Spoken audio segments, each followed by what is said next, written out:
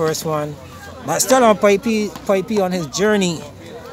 He started with the number 1. He moved from Venom, and then he took on Antoine, the King of the North. Right, folks, we are back here in the second game. Like I said, the first game was won by Adrian Scott, 22-20. We're into the second game. It was a good first game, given under this. I thought that it was a good start to the evening's 3-5 got in. A juice game. I guess they would have shaken off any nerves these guys may have had at the beginning. It was a good fight. We saw control at one point in time in Pipey when it first started.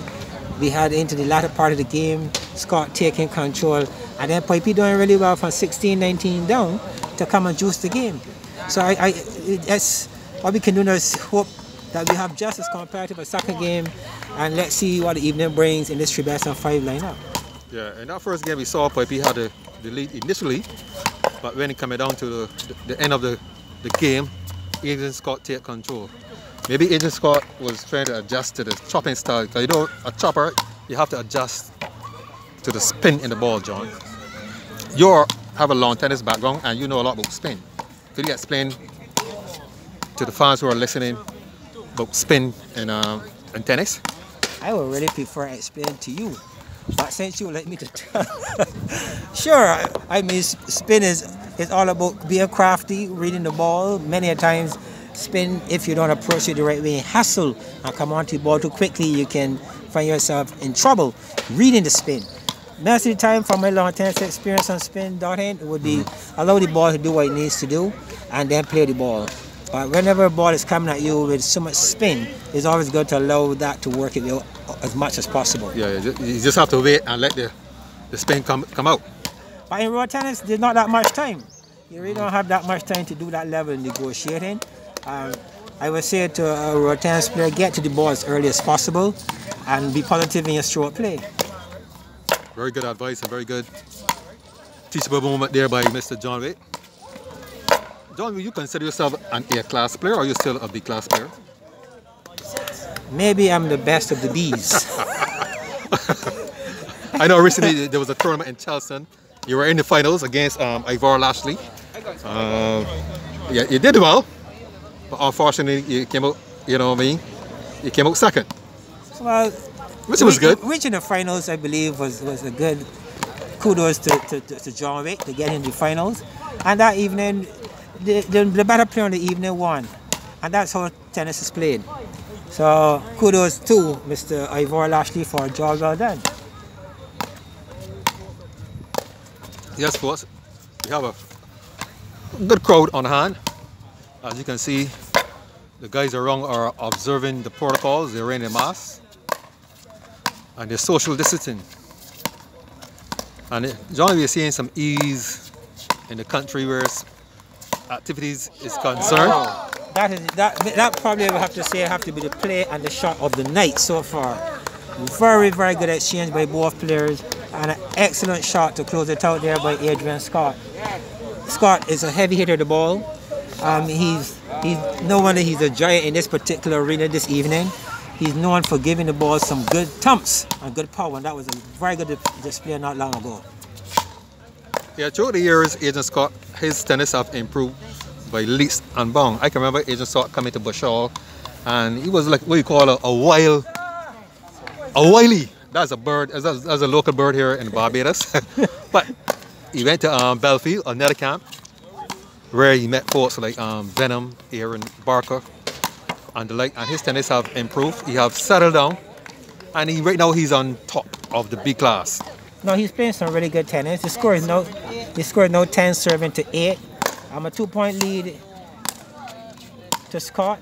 And for those viewers who maybe know joining us, Scott is back in the camera in the red pants. And Pipey, Jason Paris. Jason, aka Pipey Paris, he's in the white top on the far end of the court.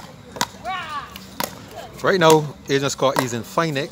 He's stroking the ball beautifully with his forward arm. And also he's putting on the ball with his back arm. And I think he's comfortable now. You know, it's very important to win the first game. The first game, you know, it gives you confidence. You build on that confidence, you know.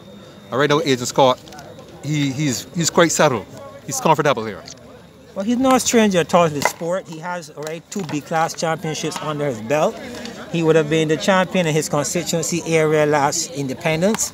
So Scott is no new boy on the block at all. He has lots of experience. He's playing with a lot of the big players. It's my understanding that he trains quite a bit with the Barbados #1 in Mark Venom. So he's one of those top players. You really can't rule him out at all. So I think that Pipey calling him out this evening is a way of Pipey again saying, I'm going for the guys on the top shelf.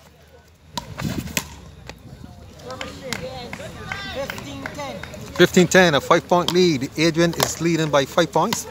Pipey right now is behind the 8 ball. You have to win one of these games in this set to remain competitive. I don't have to put my mouth on the game. I always allow the players to dictate. But I think that it's going to be, they're starting to feel like a little uphill climb for Pipey. As you can see, Scott is looking more and more comfortable. That is what we call a penalty there in the Roadtennis arena. He really should not have missed that one at all. But that happens nonetheless. See, in tennis, you have to be able to adjust your tennis to suit your opponent. Right now, Pipey is sending too much weight here to Agent Scott. You have to be able to slow down the game. You have to be able to float the ball, but that's not his style. He's a chopper. A chopper only does one thing, that is to chop the ball. But you have to soften his hands and soften the chop. Because, you know, that's, once he sends that power to Agent Scott is going to stand backcourt and take control from there. I think it's starting to sound if you may have a future in some level of coaching. But you would definitely need a couple of Pipeys who are ready to take you on as a coach. Yeah. But it's not looking too good here for Pipey. Again, you see serving into the net. His body language is really not looking good at this point. We don't know what is getting to him, who is getting to him at this point. But he needs to shake that off and pick up his game, because if you don't look around, this will be a 3 straight. Yeah.